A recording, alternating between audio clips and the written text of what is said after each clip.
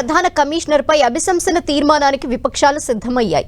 ఇప్పటికే లోక్సభలో 120 మంది ఎంపీలు, రాజ్యసభలో 60 మంది ఎంపీల సంతకాల సేకరణ పూర్తి చేసిన ఇండియా కూటమి ఇవాళ లోక్సభ, రాజ్యసభలో నోటీసులు ఇవ్వనుంది.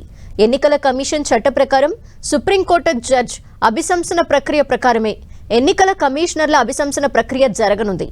నోటీసులు అందాక 3 సభ్యులతో కమిటీ ఏర్పాటు చేయనున్నారు. ఈ కమిటీలో సుప్రీంకోర్టు న్యాయమూర్తి, ఏదైనా రాష్ట్ర హైకోర్టు ప్రధాన న్యాయమూర్తి, ప్రముఖ న్యాయ నిపుణులు త్రిసభ్య కమిటీలో ఉంటారు.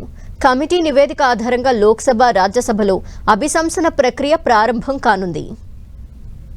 మరిన్ని వివరాలు మా ప్రతినిధి గోపి అందిస్తారు. గోపి,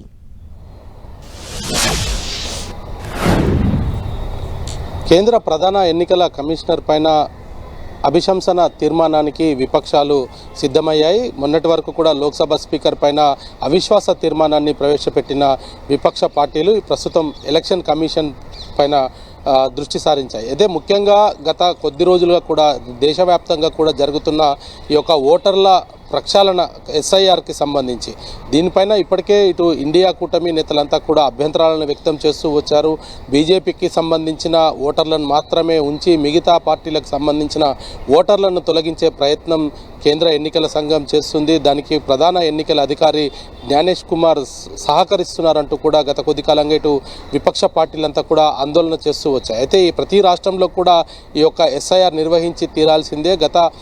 ఎప్పుడో ఈ యొక్క ఓటర్ల జాబితాను సవరణ చేయాల్సిన అవసరం ఉండే, కానీ ఇప్పటివరకు కూడా ఆ యొక్క ఓటర్ల సవరణ జరగలేదు. కాబట్టి ఇప్పుడు ప్రతి రాష్ట్రంలో కూడా ఈ SIR నిర్వహించి తీరుతామంటూ కూడా కేంద్ర ఎన్నికల సంఘం చెప్పడం జరిగింది. మరి దానికి సంబంధించి కూడా ఆయన తీసుకుంటున్న నిర్ణయాలంతా కూడా విపక్ష పార్టీలను ఇబ్బంది పెట్టే విధంగా ఉన్నాయంటూ కూడా ఈ యొక్క అభిశంసన తీర్మానాన్ని ప్రవేశపెట్టడానికి వ్యూహాన్ని రచించడం జరిగింది. ఇప్పటికే లోక్సభలో 120 మంది, రాజ్యసభలో 60 మంది ఎంపీల సంతకాలను కూడా సేకరించినట్టుగా తెలుస్తుంది. ఈరోజు లేదా రేపు ఈ యొక్క తీర్మానాన్ని ఇటు లోక్సభ, రాజ్యసభలో ప్రవేశపెట్టే అవకాశాలు కనపడుతున్నాయి. ముఖ్యంగా దీంట్లో త్రిసభ్య కమిటీ దీన్ని ఏర్పాటు చేయడం జరుగుతుంది. దీంట్లో ముఖ్యంగా ఇటు సుప్రీంకోర్టు జడ్జి, ఏదైనా రాష్ట్ర జడ్జితో పాటు న్యాయ నిపుణులు కూడా ఈ కమిటీలో మెంబర్గా ఉంటారు. మరి ఆ కమిటీ ఇచ్చిన రిపోర్ట్ ఆధారంగా ఆ యొక్క ప్రధాన ఎన్నికల అధికారి పైన చర్యలు తీసుకునే అవకాశాలు అయితే ఉంటాయి. మొత్తానికి ఇటు